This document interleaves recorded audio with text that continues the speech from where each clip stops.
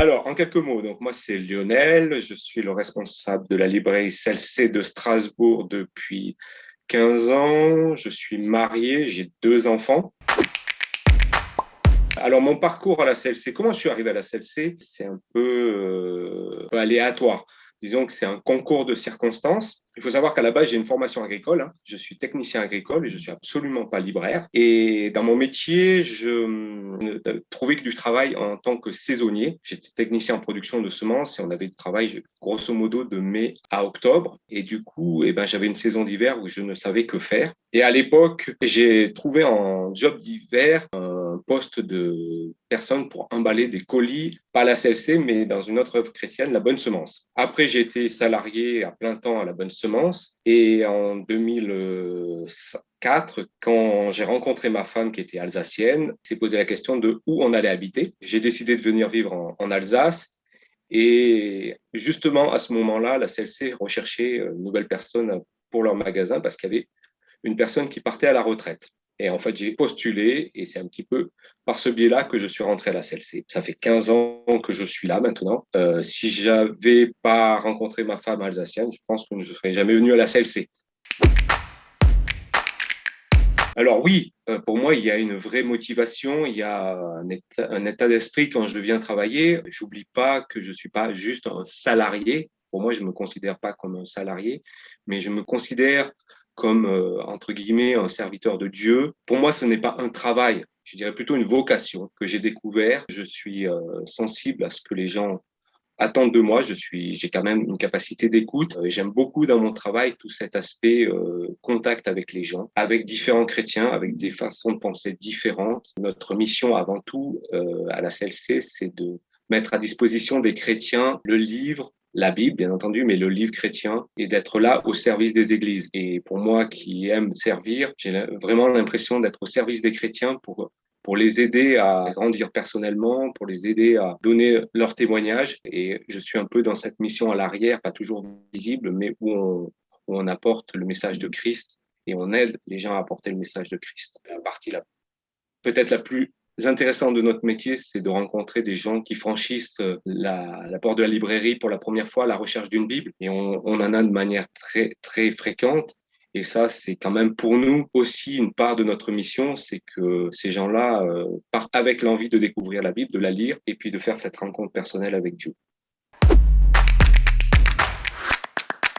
Alors, on peut dire au début c'est un peu compliqué parce que on a tous nos habitudes et nos connaissances de notre type d'église, mais avec l'expérience, je me rends compte que c'est une vraie bénédiction, une vraie richesse de pouvoir échanger sur des points de vue qui parfois sont différents, des modes de fonctionnement différents.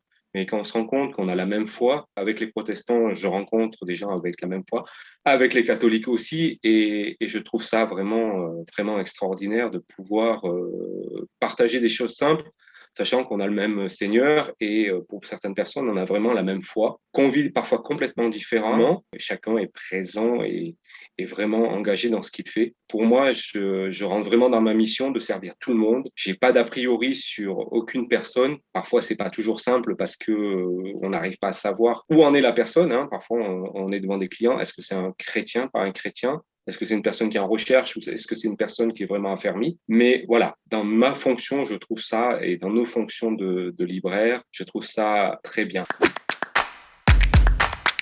J'en ai quelques-unes, mais il y en a une qui me revient à l'esprit toujours. C'était un jour une dame qui rentre un soir. Elle avait posé sa fille à l'auto-école qui est juste à côté de chez moi. Et elle rentre, elle me dit, j'aimerais bien acheter une Bible parce que j'aimerais découvrir la foi qu'avait ma grand-mère. Ma grand-mère était catholique, mais très pieuse, et elle est décédée maintenant. Elle était très marquée par la foi qu'avait sa grand-mère. Et on a eu une assez longue discussion. Elle est repartie avec une Bible et avec quelque chose pour essayer de comprendre la base de la vérité biblique.